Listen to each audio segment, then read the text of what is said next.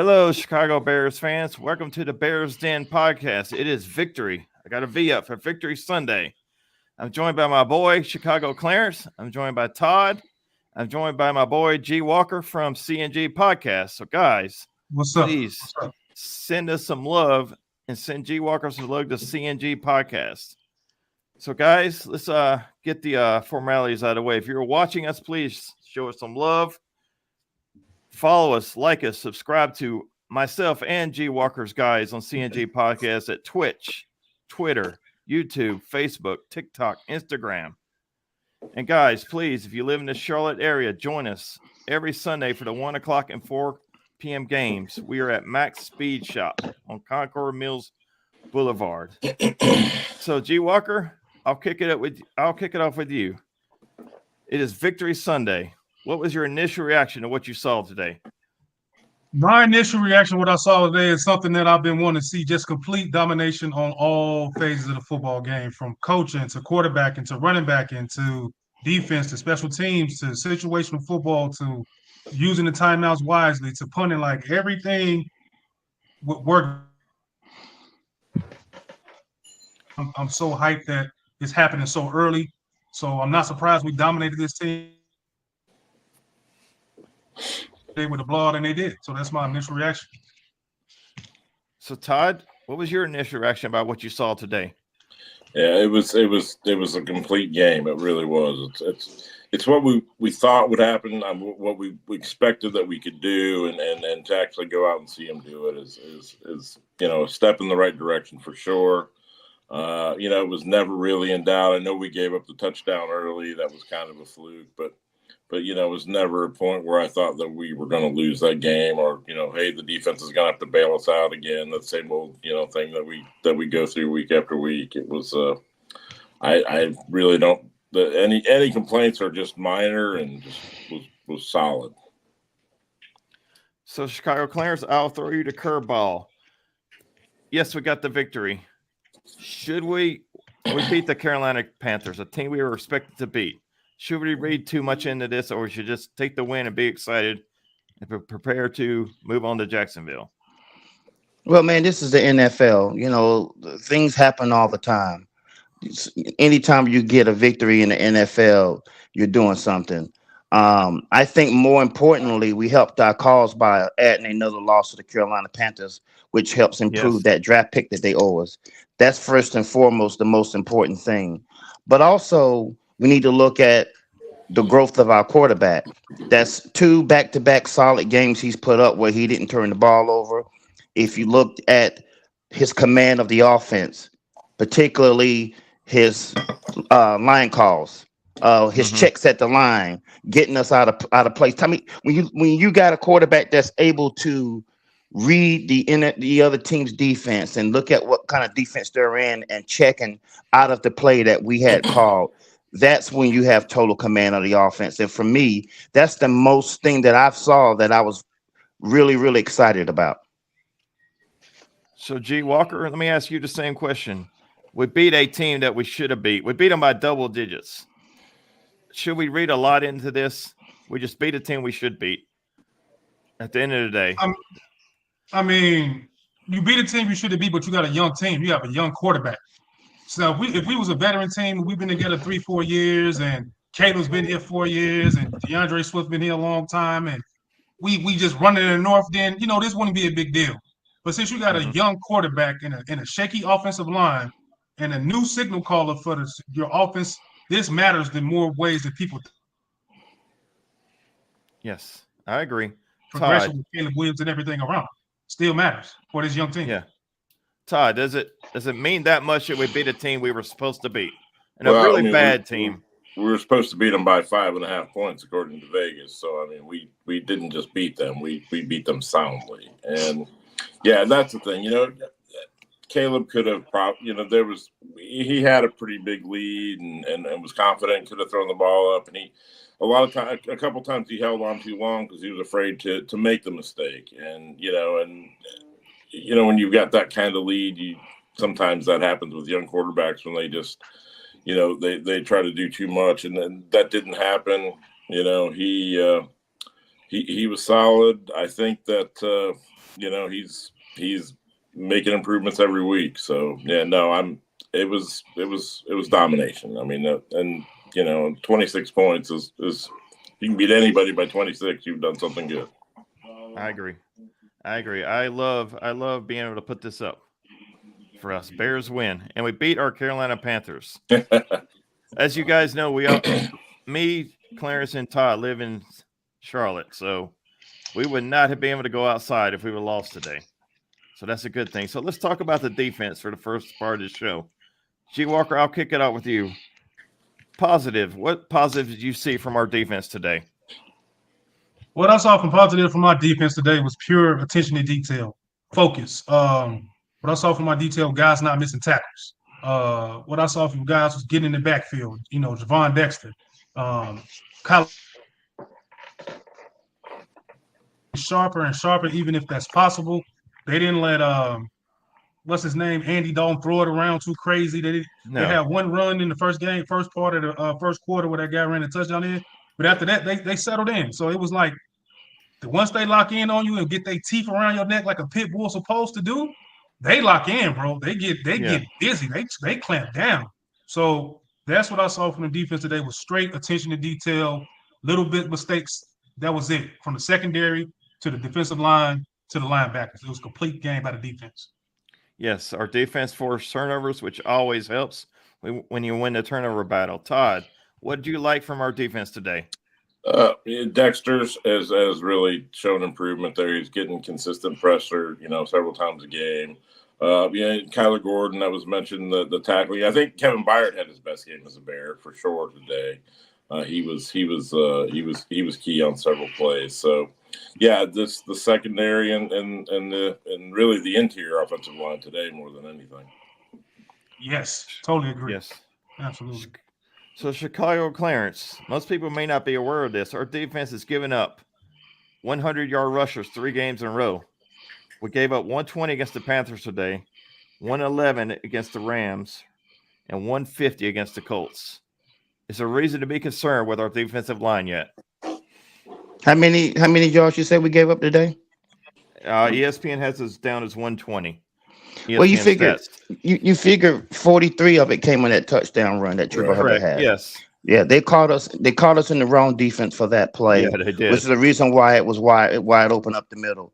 Other than that, you figure even in garbage time, we were only gave up around 80-something yards. 100 yards rushing in the NFL is really nothing.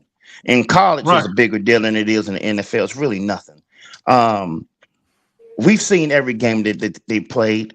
I think that our run defense has stacked up a lot better than we thought it was when going into the season. I mean, right now, before the game started today, we were second in the NFL in rush defense. And if you'd have told me that before the season, I'd have told you out of your damn mind. Right. There's no way without a 3 technique in there to wreak havoc. And Dexter has played, better than what I gave him credit for, and a lot of people give him credit for. So, to be honest with you, I ain't concerned about the rushing yards that's been put up against us so far. Not at all. I think our defense has really, really played well. I do as well. So let me ask you guys. G. Walker, let me start with you. Andrew Billings. I think he's been our best defensive player. I mean, he's holding his own. He's got a sack today. He gets a lot of pressures and penetration. What do you think of Andrew Billings? I mean, he's come around, man. When he first got signed, there was a lot of who is Andrew Billings and why did we pick him up? And he's a has-been, he's a journeyman and all this other crap. But he was fooling that defense, man. He's been cooking, bro. He can make a case that he's been one of the best players on the defensive line for sure.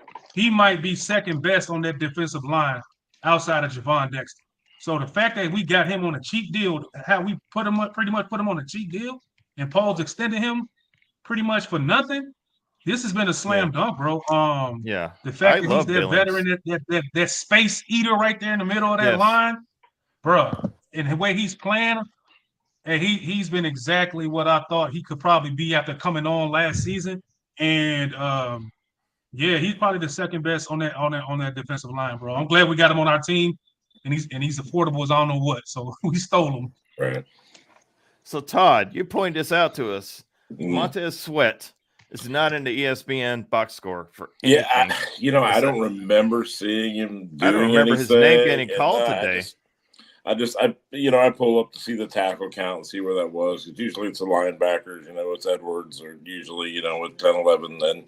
And today was a little bit different. I think our leading tackler was Byard at 6 total. Yes. So it was definitely spread around a lot more. But, Sweat didn't show up at all. And I think he played. I don't know. We haven't heard anything about, I don't know. It's a mystery to me. I'm gonna respond to that.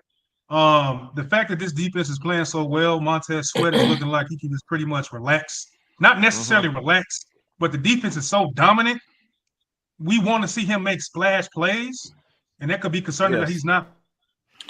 Well, he's going to draw the double team too. So yes, he will. Right, so he's going to draw the double team, and the defense is being so dominant right now. He doesn't have to be Superman on every play.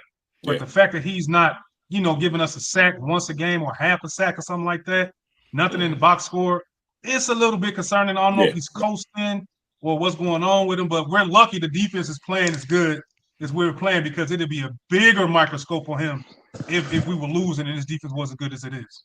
Right. It is concerning. I feel like he had to be on the field today or it would have been a story. Chicago Clarence, you want to say anything about our defense before we move on to our other part of our show? If I would have told you that we was not going to have that Montez Sweat was not going to register anything in the box, and the Bears only gave up 10 points, would you have believed me? Man, there are things that you got to look at. You got to look deeper into this. A lot of times, it's the unsung heroes of games. The fact that people, when we had Peppers and when we had Mac, those guys will have to take up double teams and allow other people to cook. Our linebackers is been unsung heroes. I mean, those guys made plays today. Yeah. And every single game, have we not heard Brisker's name being called? Yeah. That dude's been all over the field. So when you can look at a defense and the tackles are spread across and it's not the same guy every week, tells me that these guys are flying to the ball. And it's not just one person making a play. They're all making plays. And that seems to be a well-rounded defense to me. The fact that Sweat name wasn't called only in player introductions, and we only held them to 10 points the way Andy Dalton had been throwing the ball around, tells me that this defense is for real. And you don't need him to come in and dominate games for your defense to cook. Right. And this is a scary defense. I am starting to believe that this defense is just as good as the Urlacher defense. I'm not there yet. I want to see what we do against teams that really sling the ball around. I'm talking about Minnesota. I'm talking about Green Bay. I want to see what we do against them. I want to see what we do against the Detroit Lions. And if this defense performs anywhere close to what they are performing now against those teams, then I'm going to start taking a look at this defense as being as good as some of our better defense, our championship. Well, not the 85 Bears. They're on another level. But I'm talking about the Urlacher defenses where that defense that took us to the Super Bowl. So it remains to be seen.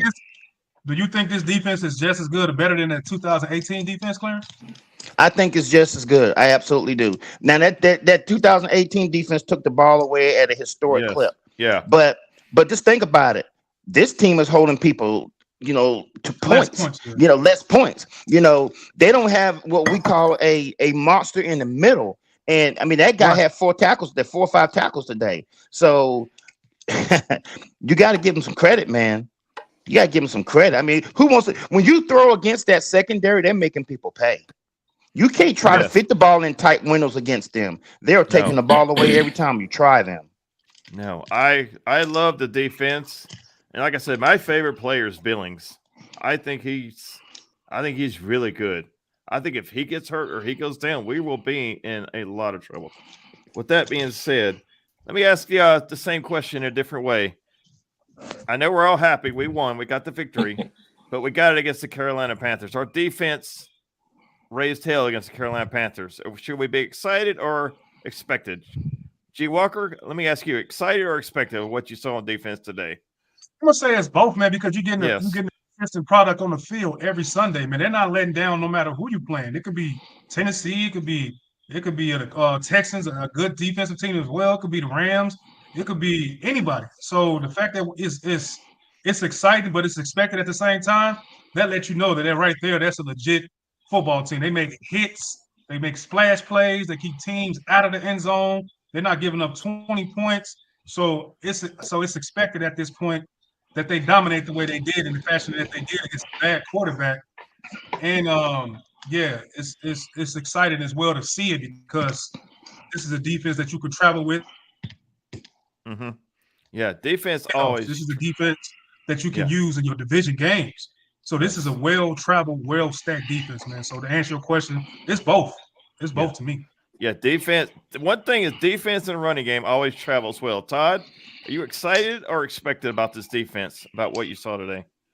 I'm excited. There's been a lot of times where right before a game, it's like we should do this, we should do, nobody can beat us if we do this and that or whatever. But we were that way about this, but they actually went out and did it, and it was never in question or close. So I'm excited about that they're doing what they're supposed to do. Because a lot of times teams, good teams will look past certain things and think about the next day. It's like we're clearly taking the next step, and with a rookie quarterback. So yeah, that's good stuff. Clarence, same question to you. You excited or expected about the defense today? Well, I mean, I expected the defense to come out there and play too. well. We all play fantasy football, and I had players that, some of us, I mean, I don't know if we could say that about Andy, the way his team was performing, but I got 0 wins. Just go ahead and say it. I suck this year. All my players are stuck. They're all hurt. I had offensive players that played for the Panthers, and I benched them because they were going against this defense. And it seems so far that it was the right call. So we expected this defense to come out and play well. I was extremely encouraged after we got hit in the mouth with that 43-yard touchdown run that, after that, we just dominated. We clamped down. But I'm going to throw something else at you. When is the last time you seen our offense come right on the field and answer a touchdown? Yeah, that was huge. That was huge. And that hit by Briscoe was crazy. Oh, my God. He blew that dude up, bro. Yeah, we got hit in the mouth. Got hit in the mouth, and our offense came right down the field and scored a touchdown. And I think it was three consecutive touchdowns that they came out there and put on the board. And that's the guys. We're not the Kansas City Chiefs. No. We ain't a high-powered offense, but it's very encouraging for our team to come in and score 3 straight touchdowns. We don't do that. I mean, we never seen anything like that against no matter. We've played bad teams before. And had to win the game 24-21, 2017. It was different and it was encouraging to see. I mean, the Cincinnati Bengals, I mean, even though they came in and beat the Panthers, but the Panthers gave them fits. They did. I mean, they fought hard against them. So it's just not a given that you show up and you're going to get a dub in the NFL. You got to earn it no matter who you play. You got to earn it. I agree. It's almost like once Chuba Hubbard took that 43-yarder to the house, that pissed us off, and then we really clamped down. So, G. Walker, anything you want to say about special teams today? Anything at all, positive or negative? I mean, the special teams is going to be the special teams. We're not really going to pay attention to them until it's like a 66-yard punt, or we let a guy go score for a touchdown, or just like what's his name, Jonathan Owens, or But the special teams are going to be the special team. I expect them to pretty much be on par with the defense every game. Like good. The special teams, they still a good part of this team, and they're pretty good too. They're solid too. They're good. Todd, anything you want to add on about the special teams? It was the mixed extra point, but it didn't factor in anything. One job. Yeah. I'll let Chicago Clarence tell that story, but keep going. But now they put. I don't think the punting was spectacular, but it was certainly adequate today for what we needed. I do think that kid is impressive. So I think think, and you know, and Carter's been pretty good as far as return. We didn't. It was a healthy scratch for Valus, or is he hurt? Do we know? It's been a healthy scratch ever since his kickoff fumble when he kicked to the other team. Yet.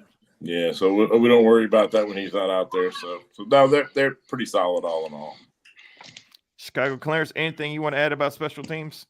Well, I mean, other than Santos missing the extra point, you know, I'm not a fan of missing opportunities when we got a chance. I mean, it's an extra point for God's sake.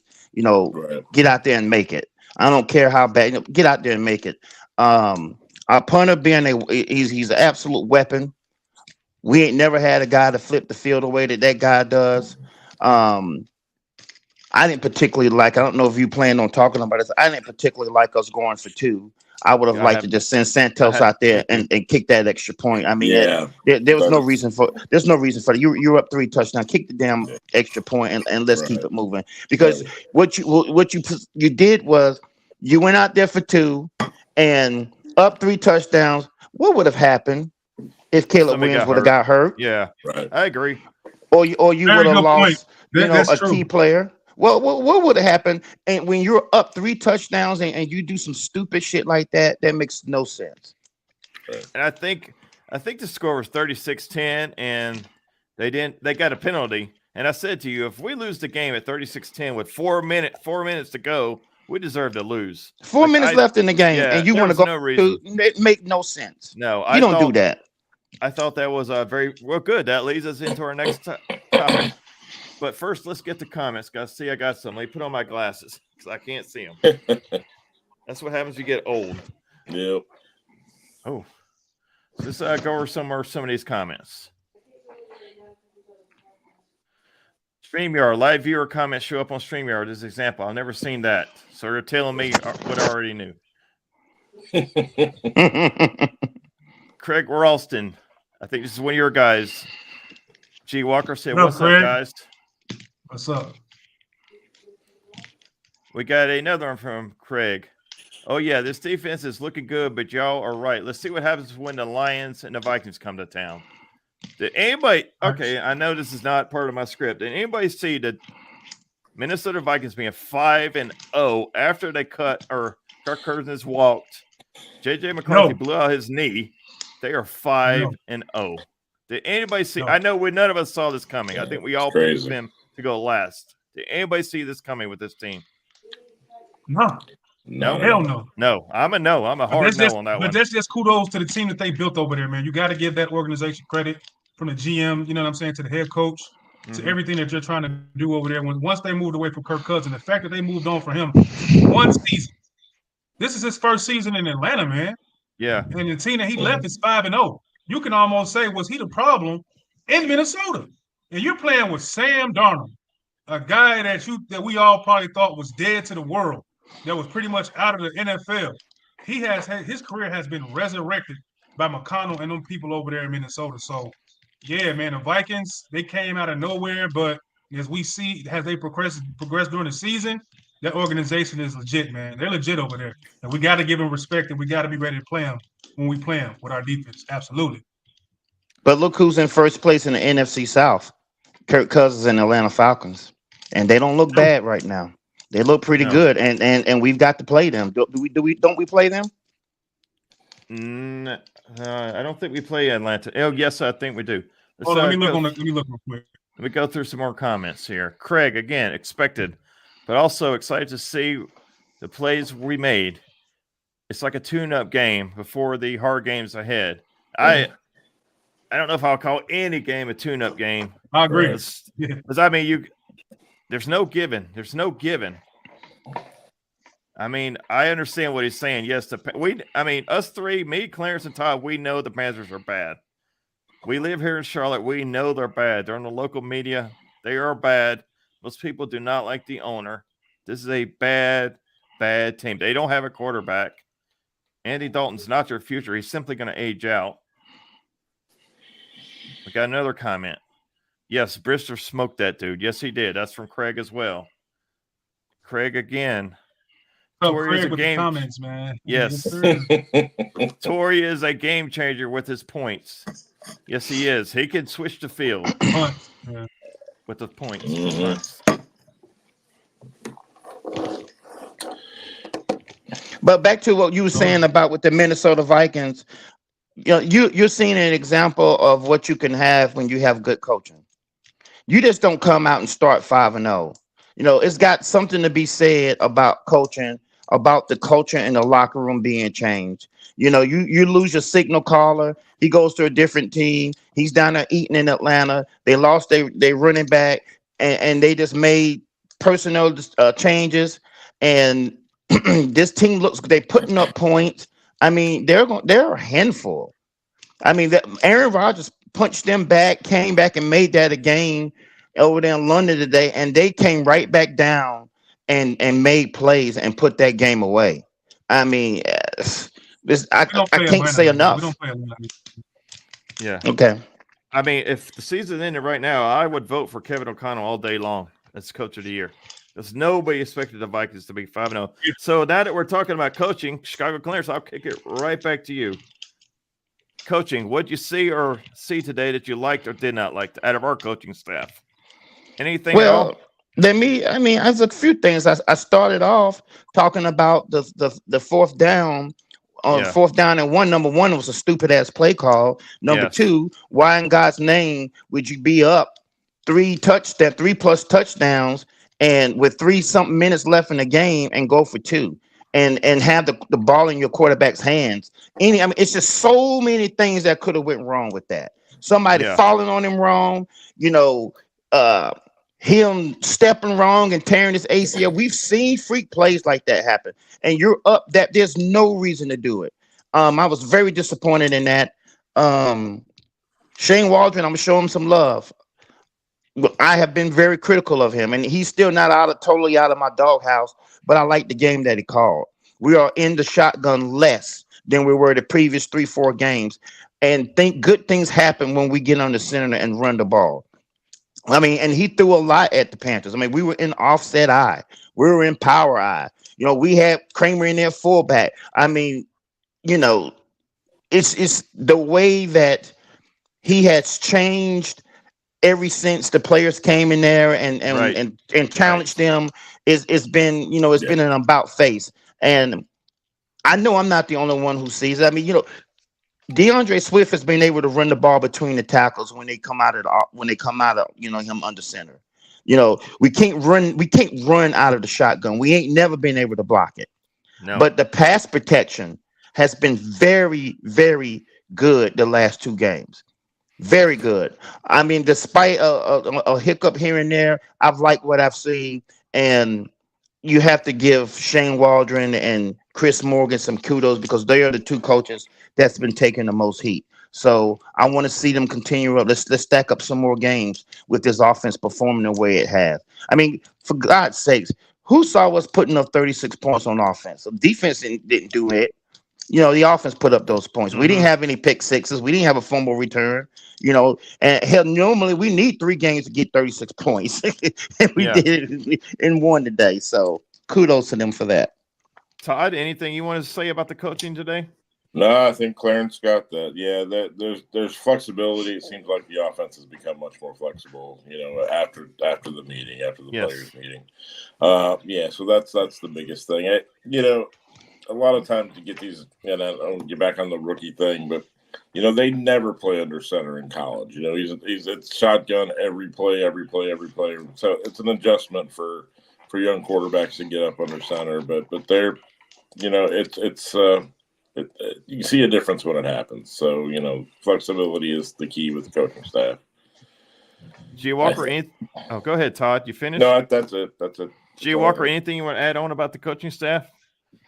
The coaching staff I give them an A today. Just like Clarence saying, the 4th down, the 4th and goal, the 2-point conversion. Now, me personally, we up 3 touchdowns because we might need a type of 2-point conversion play. I don't know if I necessarily want the play that he called to be that play, but when we are up big in a game like this against a bad team, to me, this is when you want to try some of the cute stuff, some of the flashy stuff, some of the stuff that you're not normally going to do against a team that you're pretty much losing to or something like that. What I'm trying to say, but You want to see what we can do if we need to throw a team off in a tough game with a 2-point conversion to win that game. You want to do that. You got to practice that sometime during the season, sometime during a game. So if there was a game where you want to get that done and throw a couple of little trick plays off for the 2-point conversion, this was the game to do it. Hurt towards ACL, anything like Clarence said. But we do need to practice our 2-point conversions during this season because we might need them during those division games, second half of the season, just not with Caleb as the main component of those 2-point conversions. But they get a good 8 a day. They get a good 8 a day. But you don't want to disrespect. You don't want to disrespect the other team either. You know, I mean, this is not college. They do that kind of stuff in college. But you can't be up 26, 27 points with 3 minutes and change left and just do that. I mean, that's the kind of stuff that, you know, you don't want to disrespect the other team. I just don't. I didn't like it. I didn't. I thought it was classless to do it, and it was reckless to have your starting quarterback out there doing that too. Very reckless. Yeah, the 2-point conversion I did not like. Like I said in a bar, we were at Max Speed Shop. Why are we going for 2? If we can't hold a lead, 26-point lead with 4 minutes left, we deserve to lose. Like I'm sorry, we didn't. I understand why if you had 26-2, now you got 4 touchdown lead. I get it. The math is there for us to do it. I didn't think we needed to do it. So Chicago Clarence, let's get to the favorite part of our show, the offense. The offense finally looks like an offense we were expecting. Let's do the negative side of the offense first. Anything negative you see today that you want to touch on? Well, other than the 2 things that I've already mentioned, I can't really say anything that I saw that was negative. I liked, well, for fantasy purposes, I'll bring this up. Jesus you know, Christ. you got DeAndre Swift who gets you down there into the red zone, and you take him off the field and put Roschon Johnson in. Come on, man, he earned the right to try to run that in. You made up for it the second time it happened, but the first time, man, you got to feed your horse, bro. You don't pull him. You don't let him get down there and pull him off the field and put Roschon Johnson in. I didn't like that. Where's Casey? Where's Jane? Where's your daughter? What they say? You're greedy. You're greedy. You are greedy. It is fantasy, man. I mean, come on. You are greedy. Todd, anything negative you want to say about the offense today? Negative, no. A couple of dumb penalties, but they cut the penalties to about half of the previous game. So, I mean, you know, we're not expecting a perfect game, but I think there were 5 penalties, and last week I think there were 10. So, you know, that's a solid improvement. You know, it seems like Cole Kmet makes a bonehead play every once in a while. Every game he does. You know, he does something good and he does something stupid every game. So, you know, I guess that's a wash. But no, nothing really negative. And how does he fall? That long seam route that he runs, how the hell did he fall? There's no one within 10 yards of this dude, and he falls down. How? What are we doing? I don't know. Welcome to Cole Kmet. G. Walker, anything negative you want to say about the offense today? Nah, man, not too much negative, man. It's just, you know, like I said, you know, a lot of people that like the 2-point conversion. I understand both sides. 2 things can be true. You got to practice it at some time. It's stupid. Just take the points and get off the field. When he took the ball out of Swift hand at the goal line, that didn't make no sense to me neither. But I don't know if I want to consider that as like a mistake. I just think he's trying to just switch it up, man. I like what Shane is doing. Like, okay, if you're gonna pull this BS right now to be ready for the season later on, get these division games, try to do it now, man. Go ahead and get that stuff out your system now. So when we play a team that's like I said, we up against the ropes against, they think they got us. You can put Roschon back there after DeAndre Swift pretty much ran up all down the field. You could try a 2-point conversion now because you tried it against Carolina. You know what I mean? But not too many negatives, man. But I see what Shane doing. If it's a big picture perspective that he's trying to do for this offense, as far as like switching personnels and different plays, 2-point conversions, I can see it. But at the same time, I see what y'all saying about just get the points and get off the field, man. I get it. All right. So Chicago Clarence, let's do a positive reinforcement for the offense. So what did you see that you liked? And by the way, Caleb Williams, the stat is up there by CBS. most games with 300 plus pass yards by a rookie Bears history. in Bears history. And it took him 2 tries. Every other Bears rookie quarterback only has 2 games. And also this one. With that last pass, Caleb Williams has top 300 passing yards for the second time in his NFL career after 5 games. That's already more than starters Rex Grossman, Kyle Orton, and Justin Fields combined. Chicago Clarence, offense, what did you like today? I mean, when you start looking at the Chicago Bears offense, history tells us that it's always been anemic. I mean, we couldn't get out of our own way a lot of times, and we've got a long slew of former offensive coordinators that got fired, and because they couldn't get the job done. What I'm seeing and what I'm liking about him right now, a few things. That kid didn't turn the ball over for the second straight game. Right. That's and huge. and that's big. When you don't turn the ball over, when you don't turn the ball over in sports, you help your chances of winning. Sure. I don't care if it's football. I don't care if it's basketball. I don't care if it's hockey, which I don't really understand that much of, but I know turnovers hurt you. So Yes. with that being said, the only thing that I'm more impressed with is his command of the offense. You guys heard me say it a million times. When your quarterback can diagnose the other team's defense, look at what sets they are in, and not be fooled into making foolish mistakes, that's big. And this guy is up checking all the time. He's constantly doing his pre-snap reads, and he's guessing right a lot of the time. I mean, I'm not comparing him, but it reminds me of how Peyton Manning ran the offense when his time in Indianapolis and Denver. Always looking and diagnosing what another team is trying to do to you and enforcing his will. We're seeing that out of Caleb Williams. I think his deep ball was a lot better today. Uh-oh. I mean, that pass with DJ Moore was right on point. My daughter didn't like it because she's going against DJ Moore in fantasy, but he put that ball on a rope and it was right there. So kudos to the kid. But like I keep saying, let's stack some more games. Let's see what happens next week in London. Let's see, what kind of adjustments we make coming out of the bye when we go up against Washington, and then we start getting into our divisional games. So Chicago Clarence, heard your thoughts because this comment is directly for you. Wow, sounds like Caleb has earned Chicago Clarence's respect. That is from Pam. Anything you want to say about that? Well, he's trending in the right direction. Yeah, He's definitely trending in the right direction. And we look at this all the time, and I'm not going back on my feelings about Justin Fields. Let's get that out here. I love Justin Fields. I think we should have kept him. I think we failed him. But Justin Fields don't play for us no more. So I got to go off of what I see now and the guy that we have. And right, keep it transparent. I'm gonna tell you exactly what I see. I'm gonna tell you when he makes mistakes. I'm gonna laud him when he's doing what he's doing right now, and he's performing at a high level. Our offense has never looked the way it looks right now, and I'm talking about having a quarterback, because Justin Fields couldn't do this, but having a quarterback who can make line checks, who can change line protections, all that stuff is big.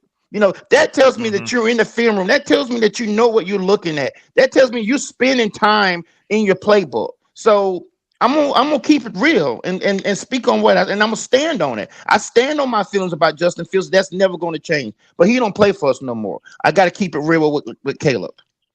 So Todd, we somehow are the hottest team at home. We have won 8 straight. What do you got to say about our offense in a positive?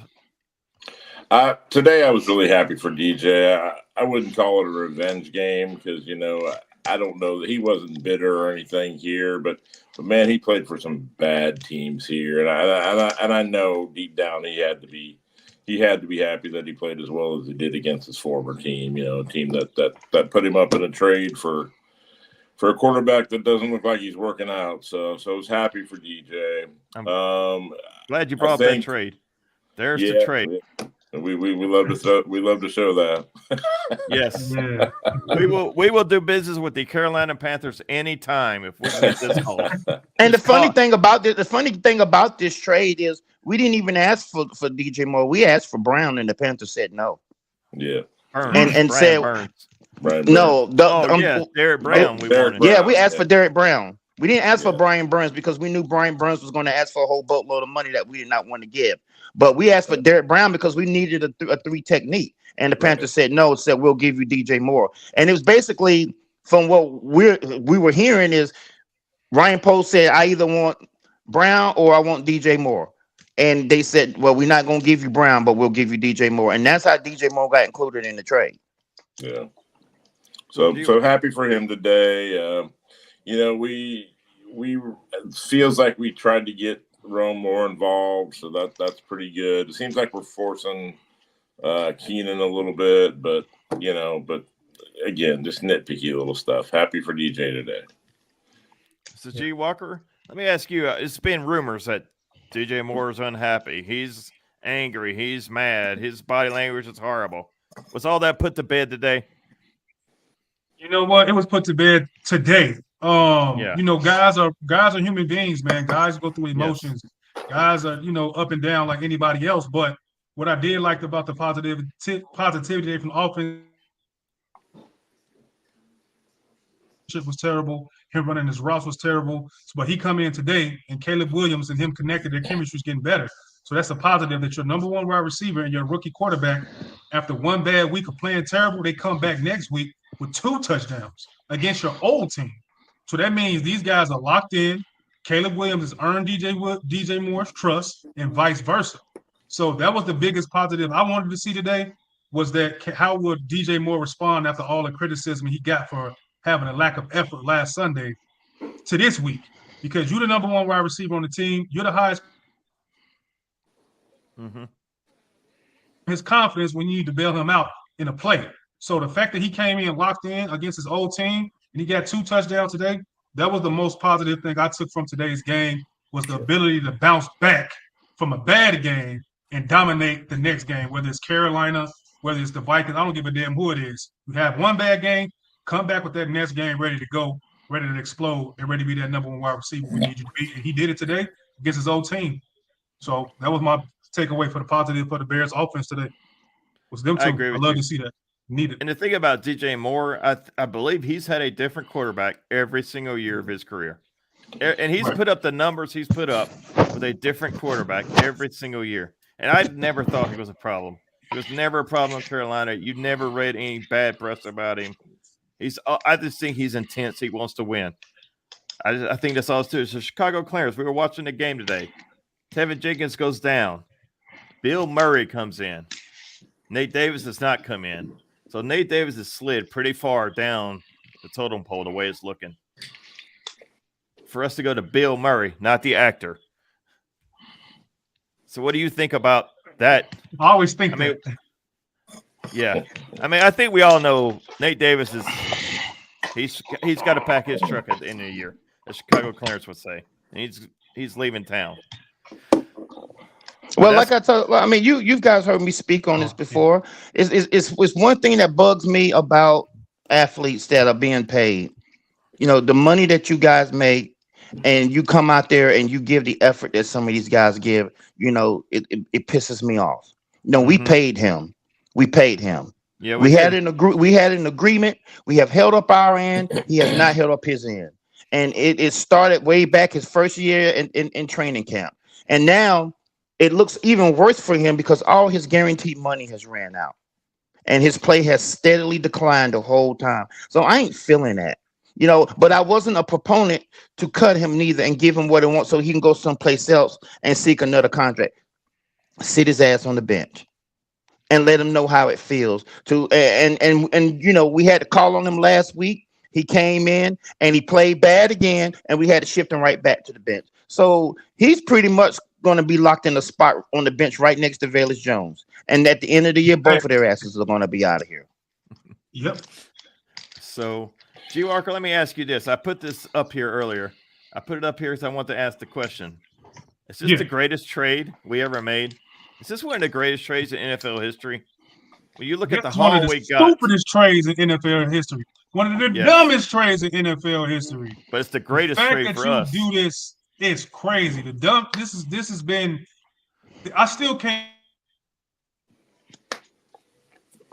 until getting Caleb Williams. We don't even supposed to have Caleb Williams, bro. If it wasn't for Lovie Smith winning that game against the Texans and things with the Carolina Panthers, this is all luck to me. None of this is great GMing by Ryan Pace back in the day or whoever was here. At the same time, there's a lot of luck involved in this, man. Like, this is lucky as hell to me. I don't care what nobody says. We got Caleb Williams. We got Tyreek Stevenson. We got DJ Moore and their second pick and our second pick. Like, look, man, this is luck, man. Chicago Bears has never been this good to do this type of stuff on their own. So the fact that we had a team, 2 teams help us do this, I'm here for all the blessings that we can get from this trade. But to answer your questions, this is one of the best trades of all time and one of the stupidest trades of all time. Absolutely. Yeah. Like you always say, both can be true. Todd, is this the Both can greatest be trade? Is this the greatest trade and the stupidest trade? It's great. I mean, you have to go back a long way. I mean, that Herschel Walker, the Herschel Walker trade is the one that Herschel Walker trade is pretty staggering. But this is a close second, and in the last 20 years, this is probably the best trade for sure. Yeah. So. Yeah. Chicago Clarence, is both true? The greatest trade ever and the stupidest trade ever? No, it's not true. Number one, this has to have championships come out of it the way the Dallas trade did. Right. We got to get Super Bowls out of it for it to go down as one of the greatest trade. But, you know, I will believe that a lot more than I believe it was the stupidest trade. The Mitchell Trubisky trade was the stupidest trade. You know, I mean, you know, plain and simple. Yeah. When you trade four picks to move up one spot for a guy that was going to be there, it's the stupidest trade I have ever seen in my life. I don't care what sport it is, but for the NFL, it was dumb as hell. And I called it the night it happened. I mean, and that was the night that we first met, Andy. So you know I'm not lying. You know, I was pissed when this trade went. I almost got kicked out of the restaurant because I was so pissed. I almost flipped the table over, you know, because it was dumb. It made no sense. The trade itself made no sense because who was there on the board that we wanted so bad that wasn't going to be there when it was our time to pick? So why in God's name would we give up 4 picks to move up one spot? No. Even if we had taken Patrick Mahomes with that pick, it was still dumb as hell because he was going to be there when we picked. The San Francisco 49ers was not taking a quarterback, and we knew that, and we still did the trade. So for my money, that is the dumbest trade in NFL history. Dumb as hell. And I promise you, if I see Ryan Pace, I'm whooping his ass over it. I'm still mad about it. Oh, I hit a nerve. If you want to hit a nerve on Clarence, bring up Mitchell Trubisky trade. That will do it every time. So, G. Walker, why don't you tell us how to find you and what are your final thoughts about the Chicago Bears before we sign off here? First thing, you guys can find me on Facebook. Me and my partner CJ Scott, the other half of the CNG podcast. My partner, man, is getting healthy. You can find us on Facebook, of course, CNG Podcast. Find us on X or Twitter, CNG Podcast, or YouTube, on CNG Podcast. My final thoughts is this: Caleb Williams is improving incrementally every week. No matter what you throw at this kid, he seems to be ready for the challenge. Whether it's the blitz, whether it's getting better with his D-ball, whether it's him adjusting at the line of scrimmage with the pre-snap, whether it's getting on board, getting his number 1 wide receiver together so they can play better, and he needs them when he needs them. Shane Waldron, everybody's cooking, man. The defense is cooking. That's my final thoughts. Is just that a lot of people jumped off the bandwagon for Caleb Williams pretty early, just because they wanted to see instant grits simultaneously, instant gratification. I agree with you. And learn to just throw the ball. This is shotgun. This is under center. This is checking the line. This is changing things. So the fact, like Chicago Clarence said, that's the biggest thing that this young man, to me as well, has done, is to change things at the line of scrimmage. That you can travel with that type of IQ, situational awareness every Sunday, Thursday, Monday. You know, Caleb is whatever he doesn't like, he's going to see it. He's going to change it. Check that off the box. That's a franchise quarterback. So that's my final thoughts, man. Just keep doing what you're doing, Caleb. Let's get this win against the Jaguars early in the morning Sunday, and give me another passing rating over 100. That's it, man. Go Bears.